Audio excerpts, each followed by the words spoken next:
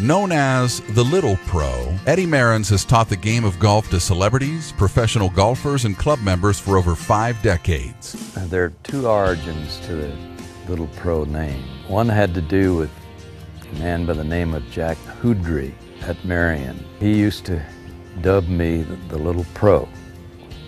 Little because I guess I was little in stature, but pro because I was a professional golfer and the playing pro at Marion. As I played on the winter tour, I played a lot of practice rounds with the likes of Jerry Pittman. And Jerry and I would be driving from one tournament to the next. And he labeled me the Little Pro. And I labeled him Chocolate Chip because his idea of driving from one town to the next on the tour was to sit a bag of chocolate chip cookies beside him. And he'd munch on those chocolate chip cookies all the way. I guess that was his way of staying alert and not running off the road. Eddie began his love affair with the sport in 1944 as an 11-year-old boy at the local country club in Meridian, Mississippi. Once I was introduced to the game, I gave up almost everything else. From that time until I got out of high school, I think I went to the golf course practically every day of the year after school. As a young golfer, Eddie won the Mississippi Amateur 3 times and became a standout at Louisiana State University. At age 24, I did a little introspection and learned that I'd spent my entire young life playing golf. I tried other jobs as a car salesman and as an insurance salesman, and that didn't really take too well. So I decided that golf was going to be what I wanted to pursue the rest of my life. And fortunately for me, I was able to secure a job at the Marion Golf Club in 1957. My main role there was to be the playing pro at Marion, and nothing could be better. Eddie was offered the job as playing professional at the famed Marion Country Club. During the season, Eddie participated in the professional golf tour, playing in over 200 tournaments, and supplemented his winnings with pro jobs at Thunderbird, Westchester, and Rockaway Hunting Club on Long Island. You'd say, well, how do you go from Marion to Thunderbird to Westchester to Rockaway Hunt to Bel Air?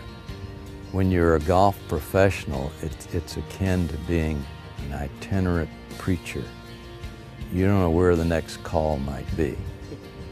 And my call came in 1962 to the Bel Air Country Club in Los Angeles.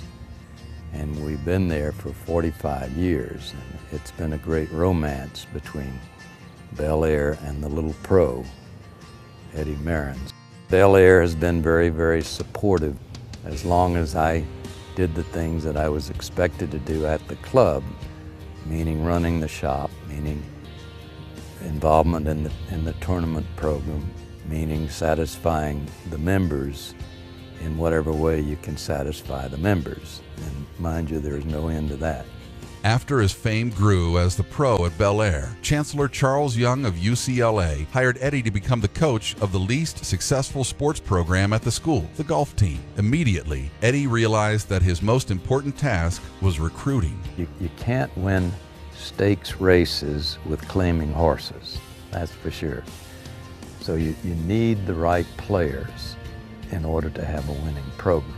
In 1977, Eddie found the horse he needed. I was in Switzerland teaching at the Geneva Golf Club, and I got a call from my assistant.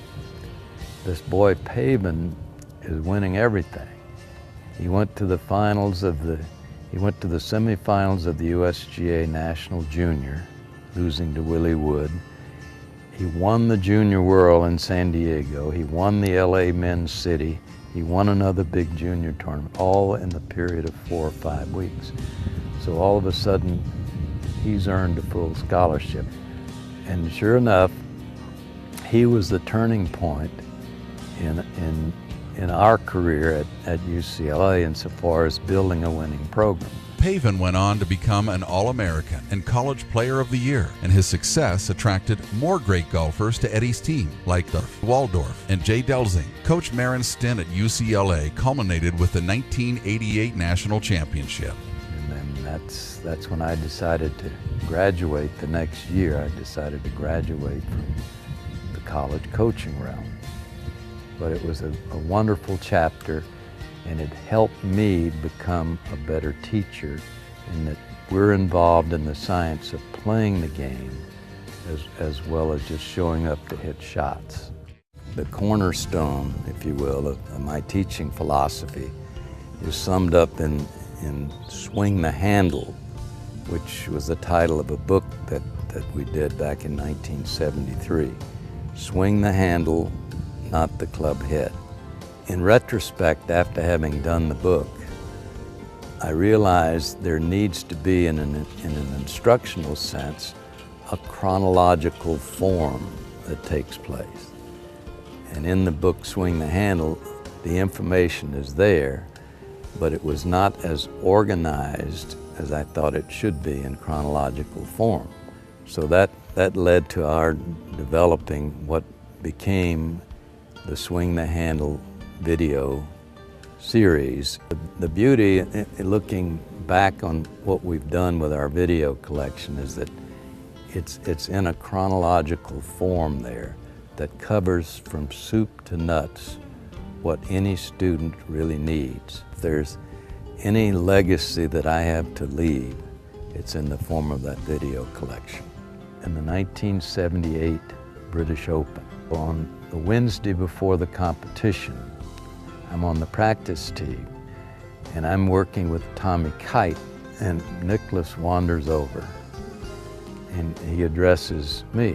He says, "You believe in swinging the handle, don't you?" I said, "Yes, I do, Jack." He said, "Well, explain that to me." So here I am on the spot.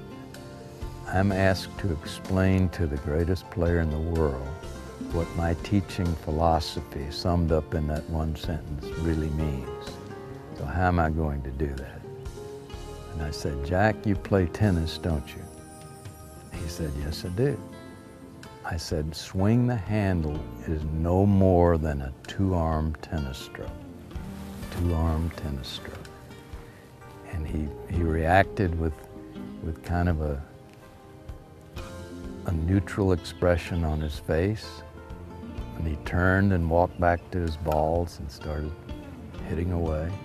I have no idea whether he appreciated that or whether he tried to use that in any way. But I do know that he won that championship 4 days later. There's an aura about the game of golf that you don't see surrounding other games and other things. And it has to do with the tradition, and it has to do with respect. I think if the golf professional treats everybody he deals with proper respect, and this means the caddies, it means the fellow employees, it means the members, the guests, the wives, the children, they're all entitled to a certain respect. And the thing that I feel stands out with the game of golf is the fact that it truly is a gentleman's game. Ladies and gentlemen play the game of golf. In the old days, back in the 40s and 50s, when we used to go to the movie, there was a preview, an early part of the movie, where you followed the bouncing ball, the little white ball. You followed a tune by following the bouncing ball. And I think that's really the fascination of the game of golf. You're following that little bouncing ball all over the world, and you're trying to make it go into the hole.